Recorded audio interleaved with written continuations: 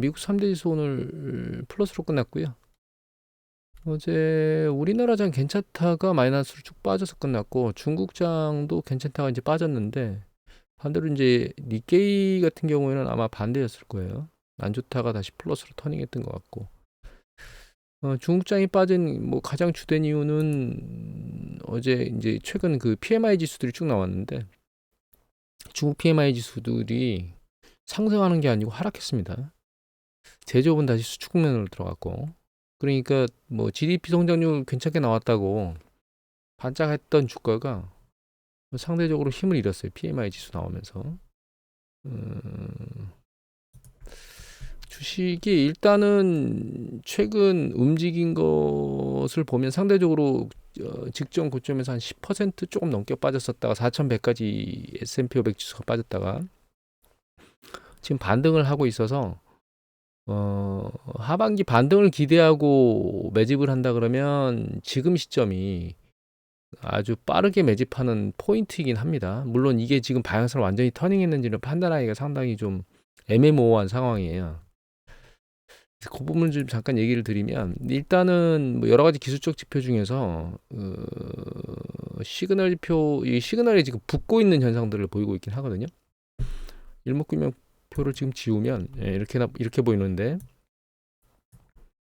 아직 추세선상으로는 확연히 추세가 터닝됐다고 볼 수는 없는 상황이고요. 음의 추세선, 그러니까 이제 하락 국면의 추세가 강도가 센 상황이긴 한데, 이게 아래로 꺾이고, 그 다음에 이제 플러스 추세가 약간 터닝했다는 관점에서 놓고 보면 바닥일 수도 있겠다라고 하는 생각을 할 수 있는 초입이고, RSI가 살짝 들렸거든요. 그 다음에 MACD하고 스타캐스틱이 이제 이 중간에 그 시그널선하고 같이 맞붙으려고 하는 상황을 보이는 걸로 봐서는 반등했다면 초입이에요. 반등했다면이라고 말씀을 드렸습니다, 지금.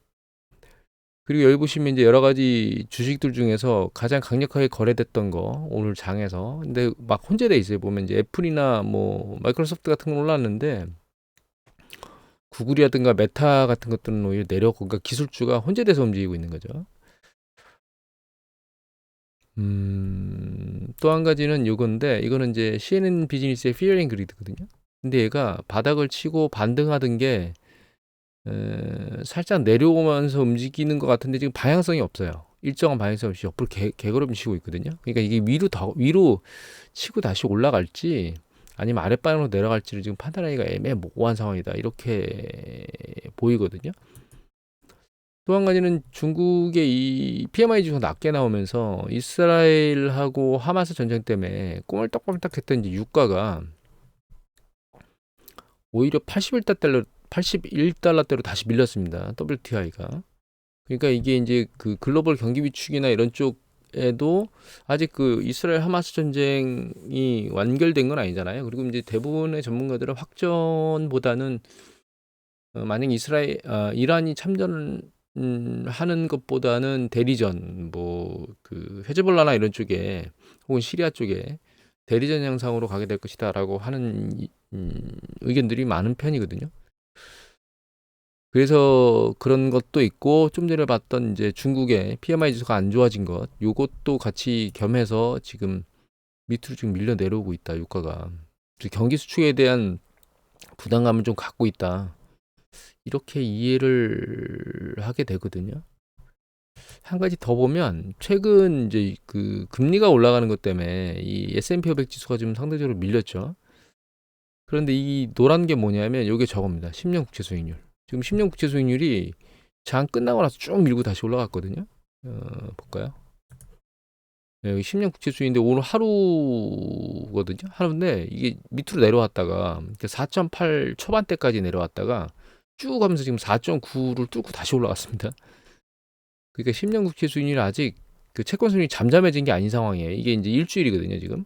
치고 올라갔다가 내려오는 것들이 다시 올라왔는데, 그래서 시장은 지금 어느 쪽 방향을 말한다고 확연히 말할 수가 없습니다. 다만 말씀드렸듯이, 만약에 이게 터닝 포인트가 잡힌 거라면 지금이 초입이고요. 하지만 그렇다고 해서 여기서 한 번 더 밀릴 수 있는 가능성이 현재는 없는 거냐? 그렇다라고 말하기는 지금 여러 가지 지표상으로 보면 혼재돼 있다. 뭐 어떻게 해야 되느냐? 내가 여기서 단타 매매를 이제 하반기 주식시장이 좀 더 올라서 먹을 거를 생각하는 관점에서 본다면 1차 매집을 해야 되는 시기인 건 맞고요. 어, 물론 추가적으로 더 내려가서 조정받을 걸 감안하고 2차 매집 같은 경우는 이제 보유를 해야 될 것 같습니다. 하반기 주식시장 어떻게 될 것 같으냐? 지금보다는 반등해서 위에 있을 가능성이 밑에 있을 가능성보다는 높다고 생각하고 있습니다. 저도. 일단 주식시장이 상대적으로 많이 밀려 내려왔기 때문에 밀려 내려왔죠. 얘가 일시적으로 하반기는 밀려 올라가면서 그 일정 부분의 이익을 낼 생각을 가지고 가능성이 높다라고 생각을 하고 있고요. 다만 추세적으로 계속 올라갈 것이다라고 하는 부분에 대해서는 저는 아직은 그렇게 뭐 예전부터 그렇게 생각했지만 그런 생각 쪽보다는 아니다. 이게 추세상으로는 일시적 반등이고 전체적으로는 이제 흘러내려가는 큰 중장기 추세는 이렇게 흘러내려가는 쪽에 있는 거고 지금은 단기적으로 내려왔기 때문에 반등할 것이다 이렇게 생각하고 있다. 이렇게 정리를 해드리면 될 것 같아요. 우리나라 거 경제지표를 오랜만에 볼까요? 우리나라 경제지표 오랜만에 보면은 이거 먼저 볼까요? 이거부터 보죠. 산업활동 동향이 나왔는데 일단은 이 빨간 게 동행지수 순환 변동치고 파란색이요. 요게 이제 선행지수 순환 변동치거든요. 근데 선행지수 순환 변동치가 살짝 들렸습니다. 이 보면 전월 대비 0.1포인트 들렸기 때문에 들린 거라 할 수 없을 정도긴 합니다, 사실. 근데 이제 안에 있는 지표를 보면 두 가지가 핵심적인 걸로 보이는데 일단 첫 번째 거는 이제 D램, 플래시 메모리 등 메모리 반도체 생산이 증가했다는 거. 그래서 메모리 쪽, 그러니까 반도체 쪽 업황이 조금씩 좋아지고 있다라고 하는 점. 지난번에 한번 보여드린 적이 있는데 반도체 그 D램이나 낸드 쪽의 가격이 계속 올라가고 있거든요. 그래서 메모리 쪽은 바닥을 쳤다라고 생각을 일정 부분은 할 수도 있을 것 같아요. 근데 이게 이제 재고 조정이 끝나면서 재고를 다시 축적하려고 하는 그런 이슈나 이런 쪽으로 움직임이 반도체 쪽에 사이클을 조금 들어올리는 것 같긴 한데 이게 본격적으로 이제 반도체 시장 같은 경우에는 대표적인 게 이제 세 가지 섹터로 메모리 반도체가 영향을 받는데 첫 번째가 그 우리가 이제 스마트폰이나 혹은 뭐 노트북이나 이런 것들 있죠. 두 번째가 클라우드 서버거든요. 세 번째가 AI입니다. 그런데 경기 사이클이나 이런 전체적인 뉘앙스로 놓고 보면 지금 그 스마트폰이나 이런 쪽에서 혹은 클라우드 서비스나 이런 쪽에서 폭발적으로 메모리 반도체 관련된 수요가 살아나고 있는 것이다라고 생각은 안 하고 있습니다. 단지 AI 쪽이 좀 살아나고 있어서 버티고 있다 이렇게 보고 있거든요. 아직까지는. 전반적으로 글로벌 경제가 전자제품 소비가 늘어날 수 있는 상황인 거냐? 제 생각에는 아닌 것 같습니다. 그래서 이 본격적인 상승세는 아닌 것 같고 두 번째로 우리가 봐야 될 거는 이 서비스업 쪽인데 여기 보시면 예술, 스포츠, 여가 그러니까 우리가 그 먹고 살기 좋을 때 돈을 써대는 거죠. 예술, 스포츠, 여가 이게 마이너스 줄었거든요. 도소매 운수 창고 등이 생산이 늘었는데 여기 보시면 기타 운송 관련 서비스업, 보관 창고업이 증가했다는 거예요. 그러니까 물건 실어 나르고 창고에 넣어두고 보관하고 뭐 이런 쪽이 늘어난 거예요. 그래서 좀 밑에 좀 더 내려가 보면 소매 판매에서 보면 확연히 드러나는데 여기 보시면 음식료품 등 비내구재 판매가 늘었고요. 그러니까 우리가 일상생활에서 먹고 마시는 음식 있잖아요. 그런 것들 중에서 이제 그 주로 아마 지금 외식이나 식당 가는 것도 무섭다고 얘기를 많이 하죠. 그래서 식료품 같은 것들을 사다 집에서 먹는 그런 쪽만 늘어난 거고 의복이라든가 준내구재, 가전제품 등 내구재 같은 건 판매가 줄었습니다. 그러니까 소비 지갑을 닫았다는 거죠. 꼭 필요한 건 아니고서는 잘 쓰지 않는다. 이렇게 여가 활동이나 이런 쪽에는 여기 보면 통신기기나 컴퓨터 등 내구재는 또 줄었죠. 그러니까 결과적으로 이제 우리나라 국내 현재 상황은 제조 막 쭈그러들고 있던 제조업 중에 반도체가 조금 살아나면서 상황을 받쳐주고 있는 것 같긴 한데 서비스 업종에서는 사실 좀 여유가 있어서 쓰는 것들은 안 쓰고 있다. 꼭 필요한 뭐 음식 같은 거, 음료, 식료품 같은 거 사서 먹는 그 정도가 늘어나고 있다. 이렇게 이해를 해야 될 것 같아요. 선행지수 순환 변동치가 살짝 들리긴 했지만 그렇게 전반적으로 좋은 거냐? 그렇다라고 우리가 보기에는 좀 애매모호하다. 이렇게 봐야 될 것 같아요. 그리고 요게 소비자 심리 지수거든요. 국내. 네, 보시면 밑으로 꺾였죠.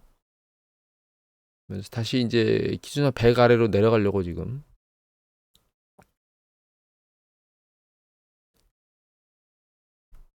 모양새를 보이고 있고, 이게 그 제조업 그 기업 실사 지수거든요.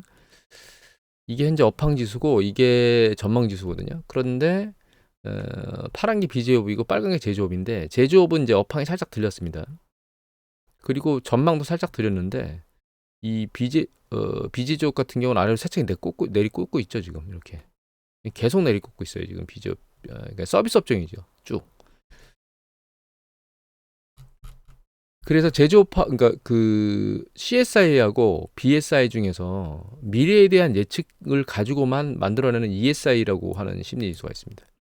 이 경제 심리지수는 이제 기업과 가게가 향후 미래에 대해서 어떻게 생각하느냐를 예측하는 거거든요. 근데 보시면 이제 이동평균선은 이렇게 위로 올라가고 있지만, 최근 실제치는 아랫방향으로 다시 방향을 꺾고 내려오고 있는 과정이 있거든요. 경제 심리지수가 굉장히 안 좋다, 우리나라가 지금. 경제 여건이 약간 나아지는 것 같긴 하지만 전반적으로 나아지고 있는지는 상황을 좀 모니터링 해야 될 것 같다. 그리고 미시건 심리 지수인데, 이거는 그 어드바이저 퍼스펙티브에 나오는 내용인데 10월 27일 날, 그러니까 미시건 심리 지수가 나왔거든요. 떨어지고 있습니다. 지금 다시. 그래서 6.3% 빠졌고, 여기 보시면 하나, 둘, 셋, 네 번째 지금 연속해서 빠지고 있습니다. 하나, 둘, 셋이네요. 세 번째 연속해서 빠지고 있습니다. 지금.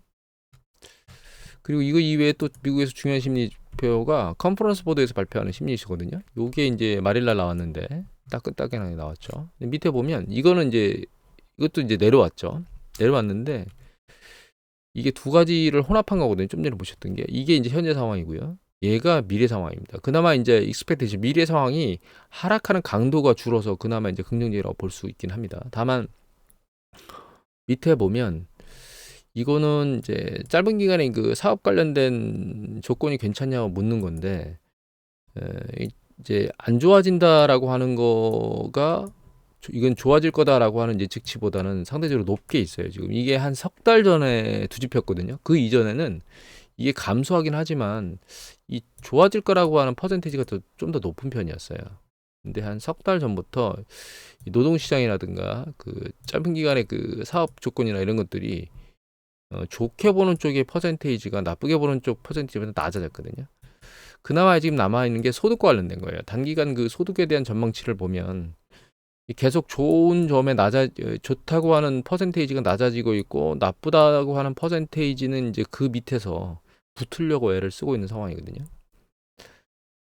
그래서 이것도 추세상으로 보면 이게 이제 현재 그 금융 상황하고, 금융 상황이 좋은가 나쁜가 이렇게 물어봤을 때 보시면 이게 안 좋다라고 하는 궤도가 지금 윗방향으로 계속 올라가고 있잖아요. 물론 이제 좋다라고 하는 게 내려와서 반등했기 때문에 긍정적이긴 한데, 안 좋다고 하는 방향이 이제 윗방향으로 계속 따라가고 있는 과정이고, 이거는 미래에 대한 그 기대치거든요. 금융 상황에 대한. 여기 보시면 이제 안 좋다가 계속 들려 올라가고, 안 좋아질 거다, 좋아질 거다, 이 내려오고 있고 이건 올라가고 있죠. 심리의 갭이 지금 계속 줄고 있어요, 미국에. 그다음에 요거는 12개월 이내에 그 경기 수축이 일어날 것 같으니? 라고 물어봤는데, 이 작년 한 7월께쯤에는 한 60% 조금 윗단에, 그러니까 중반 조금 넘은 요게 있던 게, 이제 올해 5월달 들어서는 약간 이러거나 혹은 그럴 가능성이 높아라고 하던 상황이 쭉 올라갔다 지금 밑으로 밀려 내려오고 있긴 하긴 한데, 아직도 경기 수축에 대한 그 위험성을 마음에 두고 있는 사람이 3명 중에 2명은 그렇게 지금 속으로 생각하고 있는 거예요. 지금 70% 가까이 여기 올라왔으니까 3명 중에 2명은 야, 경기 수축이 12개월 안에 있을 수도 있을 것 같아요. 있을 거야 라고 생각한다는 거거든요. 그래서 미국도 심리적 그렇게 좋은 편은 아닙니다. 그리고 이거는 이제 유럽인데요. 유럽 심리지수인데, 유럽 심리지수 보시면 이제 요게 아까 말씀드린 ESI라고 해서 그 가계기업 모두 종합한 경제 심리지수고, 요게 고용과 관련된 기대치거든요. 최근 고용과 관련 기대치가 살짝 들려서 올라가는 게 긍정적이고, 이것도 살짝 들려서 올라가는 게 긍정적이긴 합니다. 하지만 전반적으로 추세가 반등했는지는 아직까지는 상황이 애매모호한 상황이에요. 그리고 요거는 이제 신뢰지수인데, 신뢰지수에 보시면 산업별 소비자 다 나오잖아요. 소비자가 그나마 올라가다가 아래로 다시 꺾인 상황입니다. 그래서 전체적으로 전체 산업과 그다음에 소비자 심리가 모두 다 아랫방향으로 지금 흘러내려가고 있습니다. 여기 보시면 서비스 같은 경우 살짝 들리고 있긴 한데, 좀 이따 보면 서비스가 이렇게 넉넉하진 않아요. 다른 걸 보면. 여기 보시면 이건 현재 서비스 비즈니스 관련된 사업은 전체 업종에서 다 흘러내려가고 있고, 요거 같은 경우에는 기대치는 그나마 반등해서 살아나고 있다는 게 긍정적입니다. 사실 3개월 뒤에 기대치는. 근데 최근 그 하마스 이스라엘 전쟁이 일어나면서 유럽 난리잖아요. 지금 팔레스타인하고 이스라엘 서로 뭐 한다고 집회들 나오고 불안정한 상황이 되는 것, 그런 것들이 이제 심리 지수에 영향을 미칠 것 같습니다. 향후에. 그리고 이거는 이제 판매 가격이나 이런 것들이 이제 들려 올라갈 거라고 생각을 하고 있고, 고용치 같은 경우는 추세적으로 이렇게 쭉 내려가고 있어요. 이제 혼돈이 일어나고 있고, 서비스 업종이 그나마 좀 낫고, 그다음에 여기 건설업 쪽이 내려오다 살짝 멈추는 것 같긴 하지만, 아직 그렇게 고용에 대한 기대치가 확연 좋다라고 하기에는 좀 애매모호합니다. 요거는 소비자 기대치인데요. 12개월 뒤의 기대치인데, 가격에 대한 기대치는 이제 가격이 들려 올라갈 거라고 생각을 하고 있는 것 같고, 고용에 대한 기대치는 아직 이제 강도가 올해 들어서 내려오는 추세를 계속 보이고 있고, 이거 불확실성에 대한 부분인데 계속 올라가고 있습니다. 전부 다. 그래서 유럽 같은 경우에도 이거는 가동률이거든요.